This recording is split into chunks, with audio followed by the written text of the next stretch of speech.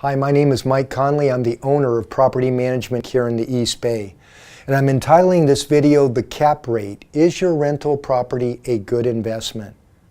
If there's one equation that you as a property owner should be familiar with, it's your capitalization rate or cap rate on your property.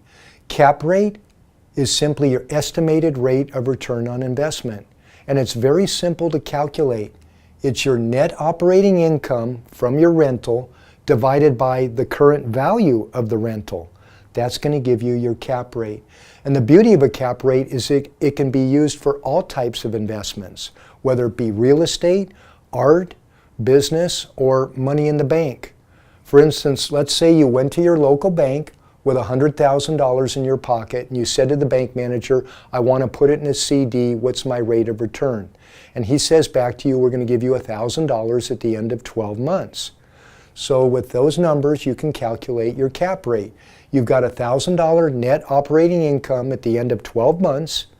You divide it by the current value of $100,000, that's what you put into it, to give you a 1% cap rate. Not a very large cap rate, but guess what? Not a high risk. Because with a higher cap rate usually comes a higher risk. For instance, let's move to real estate. Let's say we have this Ardenwood home in North Fremont, and the owner wants to determine his cap rate. Well, his monthly rent that he's getting from this home is $3,150.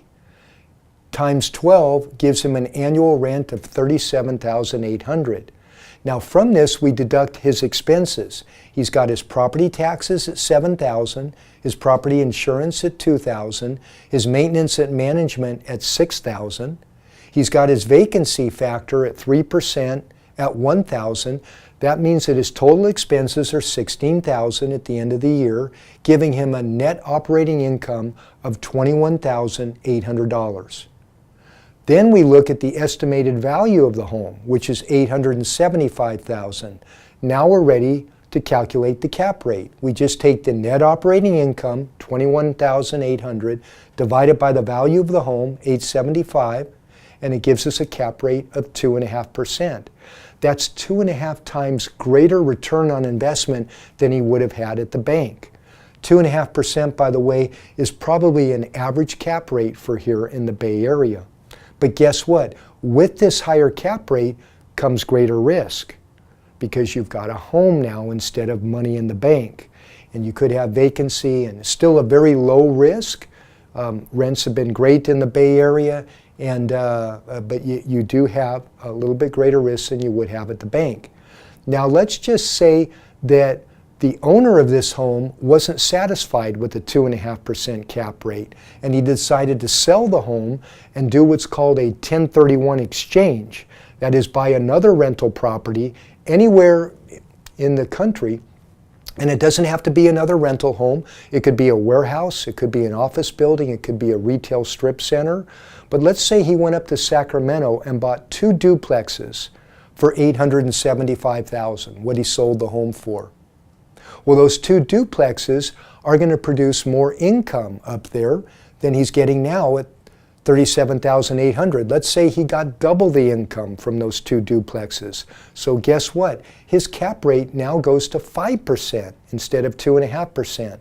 But with that higher cap rate comes greater risk. It's in Sacramento, that's a secondary market. It's a couple hours away. He has 4 tenants instead of 1. So little greater risk, but a greater cap rate, greater return on investment. So the big question for you is, what is your risk tolerance? Are you happy? Are you content with your cap rate on your home here in the Bay Area? Or maybe would you like to increase that cap rate with a little greater risk or with another property that you'd like to invest in? These are questions we can help you answer. Just give me a call, Mike, at 510-996-3238. On our website, under the Owner Resources menu, you'll see that you can download a cap rate form and determine the cap rate very easily for your own property. Thanks for watching. Good luck and good business.